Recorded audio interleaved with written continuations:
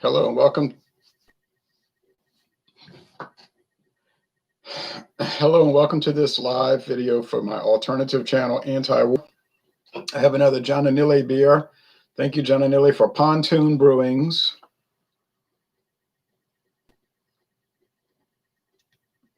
Fruit Cup Volume 2. At first I thought it said Fruit Cry. I couldn't understand it. It's a taped on adhesive label, not tape, but adhesive label on a clear cylinder can. It's part of the Serious series. And by the way, it's not listed on their website. I checked very carefully. It is not listed. Sorry. Berliner Staalweisse with raspberries and lime.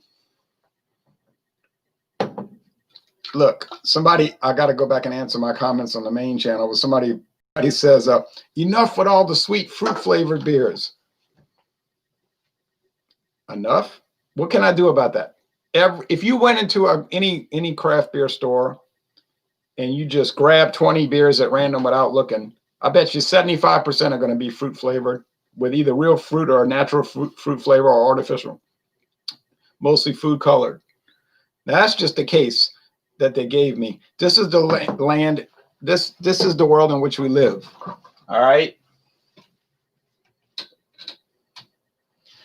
You got people worrying about a virus, going crazy over that like they never had viruses before. Everybody's going to die from that. You got communists tearing down every statue you ever heard of, trying to take over the country, but probably going to fail. And then you got beer companies trying to virtue signal, and not only virtue signal and tell you how awesome they are. You got these things, and this thing looks bright, but it's dark. I mean, you can look how the light hits it. It's red, deep. Oh, what color is that? Beet red, pink red. I don't know. It is so opaque. You say it looks like some kind of fruit puree that you're doing in the fruit machine. Yep, they use a lot of raspberries in it. And they got the lactose, which makes it taste like sour milk. I'm going to tell you the truth. If you want to be techno, I never say to myself, man, I just want to drink a fruit flavored beer. I don't even like fruit. I like wine. But so I don't want you to get the repression. I don't want you to get the subjection that I'm trying to drink these. I'm just drinking what's on the market, okay? Now look at all of that. It clouded up even more. It clouded up even more. I'm going to have a solo review coming in about a week on my channel. And it smells, doesn't have a whole lot of aroma, but it smells. There's some faint citrus, faint sour milk, and faint malt. But the flavor's where it really hit. I mean, it's a good aroma. It's just mild. The appearance is bizarre. I don't know what that looks like.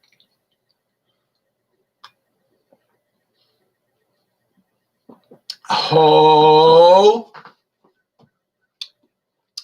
bruh. There's an International Bitterness Unit scale, IBUs. This rates an 8. But let me say this to you.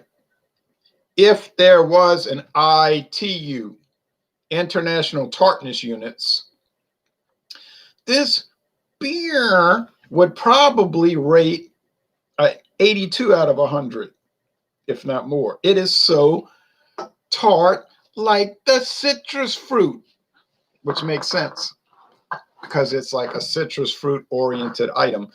You got your lime, you got your raspberries. Now, you got your little sour milk thing going on. I was thinking about this in the solo review out in the backyard. You know what this tastes like, really? It kind of tastes like Victory. No, it tastes like those push pops, the dairy thing with the fruit. But those are processed. They're not natural. Well, they could be, but it tastes like a natural gourmet push pop.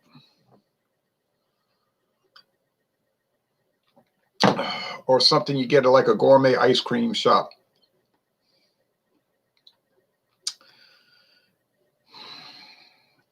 You say, well, I always want to drink beer that tastes like a fruit push-up. I don't ever want to drink beer that tastes like fruit, if you want to be honest. Well, maybe sometimes. I rather beer that tastes like beer. I was drinking Old English 800 brand premium malt liquor yesterday. Not premium malt liquor, just say malt liquor, right? Which is one of the original guys, the OG, the original guy of the malt liquor world. Because back in the 1940s, they had Ruff's Old English stout malt liquor. Ruff's ain't in business no more. Stout malt liquor. You say stout, but it wasn't a stout ale. It was a stout malt liquor, a strong malt liquor, which means just beer. Malt liquor is an alternative term for beer. I don't know why this is complicated for some people, but malt liquor is an old, like Renaissance time period description of beer. Back in England, they would say Henry VIII married Anne Boleyn, and I'm making some malt liquor. Meaning beer. Then that terminology died away. Then there was prohibition. Then beer companies wanted to make strong beer. Then they found out it was illegal to make beer stronger than 5%. Then they come up with an alternative term, malt liquor. Then the U.S. government said, oh yeah, you can't sell beer that's that strong, but you can sell malt liquor that's strong, and we get the tax revenue. And then the neo-Puritans who are prohibitionists won't bother with it. Okay, so thus and therefore, they came out with malt liquor. In other words, in Canada and England, merry old England or Wales, it would be called strong beer. That's not hard to understand, is it? No, it isn't. And so Old English was one of the original, but it was very strong, stout malt liquor. And if you look at an image search on Google or Yahoo or Bing, you can find old labels from the 1940s, and it'll say 8% alcohol by weight. I say by weight. And if you calculate, it's usually 1% higher, so that means it's 9%. I said, oh, what did that old Ruff's, it used to be called Ruff 600, not 800, 600. What does that mean? I don't know. It's some kind of secret Kabbalah code. They probably some kind of like Royal Ark Scottish Rite Masons or something. I don't know, or Prince Hall Mason. I don't know, because I think People's Brewing was black owned. But all right. It's probably some kind of like secret message to somebody. 600 malt liquor or 800. But it was a stout malt liquor. It was strong. 9%. Boy, I'd love to try that. We can still get the 8%, not in Louisiana. They got the Old English High Gravity. I got a bottle there that I bought in Beaumont, Texas at Mercado de Familia. And then I got the tall can, 24-ounce can that I bought at Magot grocery store on the old U.S. Highway 90, Commerce Street in San Antonio, Texas, just a couple of blocks east of the Alamo Dome. Magot. It looked like Maggot grocery store. I'm pretty sure you don't want to go to Maggot grocery store, but it's Magot. Fascinating grocery store with wood plank floors. You know, it's got a porch in the front, you know, with the poles like in the Western movies, and you walk in, and it's a wood floor, wood tongue and groove floor. I said, this store must have been open in 1895. But they had a meat department. They were over there cutting meat. And they had the malt liquor. And I said, 800 high gravity. I said, ooh. And when you're walking in the store, it's like clump, clump. You can hear the wooden floor making that sound. And it's amazing. But anyway, back to this. But what I was trying, the whole point of that was if I was looking to drink a beer, it'd be like a beer flavored beer. You know what I'm saying? A beer flavored beer. So when I drank the Old English 800 Old English 800 brand malt liquor yesterday after work, I said, "Oh, I'm enjoying it. It tastes like beer." Oh, you ever heard of a beer that tastes like beer?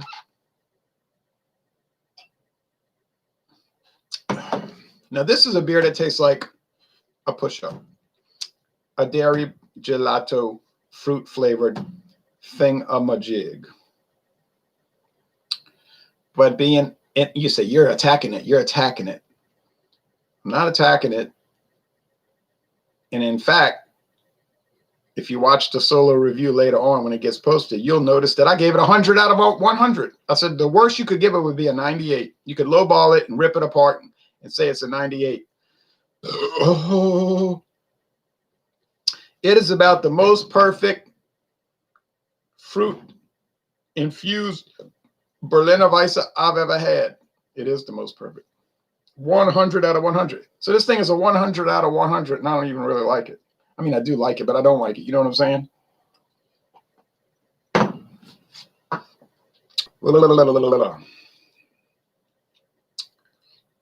So if I was looking to drink a fruit-infused sour milk tasting beer, and I wouldn't be looking to do that, but let's just say I was, this would be the 1-2 pick, and I'm sure it costs $5 a can, which means it's $20 a 4-pack.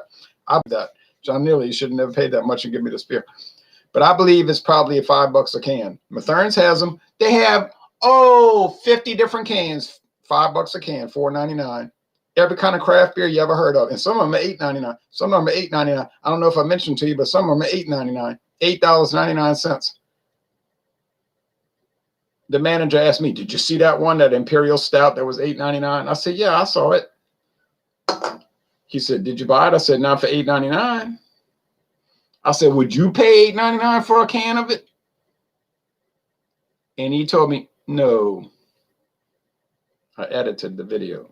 He said, "No, I wouldn't pay that much." I said, "Well, but somebody's going to come in there and buy it. They got some big, heavy, they got some high rollers coming in there. High rollers. And they'll buy every one of them on the shelf like it's nothing. Pay $100. No big deal. Nothing. That's nothing, man. Nothing to them. I can't disparage that. I'm not looking to lay down that kind of money, but that's what they do. Then they go walk over to the counter. They say, "I'm ready for my Blantons." They got Blantons on order. I saw some Blantons today. I said, "Look at them getting Blantons. Nobody else can find it. They got it for $60 about everybody else paying $100. And every kind of other thing you ever heard of, Old Fitzgerald, and every kind of other hard liquor to find. Every kind of other hard liquor to find. And if you want to know the truth, they got a more exquisite whiskey section than most everybody else. Mind-boggling, and money, and money. You might be mind-boggled, but you better have some cash on hand, or you better have a good debit card or a good credit card. But they got it. They got people drive from far away to check out their stash. Believe me, believe you, me, believe me, you, and that's no joke. And their craft beer is incredible. The prices are sky high. You say, "Well, I don't want to pay that much. I'm just getting into beer anyway." I understand that. Well, then buy Amberbach for $8.99. Michelob Amberbach for $8.99. It'll be better than other things, you know. But this is a real winner. A real winner. I love it for what it is. I just don't like what it is. But I love it for what it is. Just don't like what it is, but I love it, and I'm gonna give it 100 out of 100. They said the serious series. It is serious. It's a serious beer. It's no joke. It's the way it goes. And then I got Ain't That a Peach. John Anilli gave me Ain't That a Peach. Well, he gave me all kind of flavored beers. Flavored beers here. Flavored beers over there. I don't know. What do I do? Where do I go? Who do I turn to? But anyway, it's pretty exciting. And that's it. The beer's gone. I already did my written review on Rapier and Untapped. Couldn't do it on Beer Advocate. They don't even have the thing listed. Ronnie S says, good morning, kind sir. Good morning to you, Ronnie S, watching this alternative channel. So I hope Johnny Neely drives to Louisiana this year. I doubt he will because he just came last year and we had a lot of fun. But, you know, time flies. And, but I mean, if he did, it would be cool because I gave him that can of whiskey that I forgot to bring him. But, but he'll probably not make it till next year. But that's cool. But if he does, that'll be so much fun because we went and did all kind of shopping and everything. And him and David went out, and of course with coronavirus, flim flam, you know, the scamdemic, it kind of puts a damper on everything because of living in a communist country like we do now. They're always on your case and telling you what to do, and you don't have freedom and everything. So, but if you learn to be a good subject and follow all the rules like a person that's compliant, very compliant, you'll be okay, I guess. Anyway, just checking in to say hello. I'm getting to work late, so I can't talk. I understand. Have a good day at work. Enough ranting and raving for me. And believe me, I could do major rant and raves. That would make this seem tame, very tame, to say the least. Oh, my word. All right. So, yes, I do believe there's a lot more excitement coming. This channel is very low profile, has few viewers, has few subscribers. Most people don't know about it. And that's good in a way because it's a fallback. It's a fallback channel. Got to be surreptitious these days. We all have a good day and happy Thursday to you.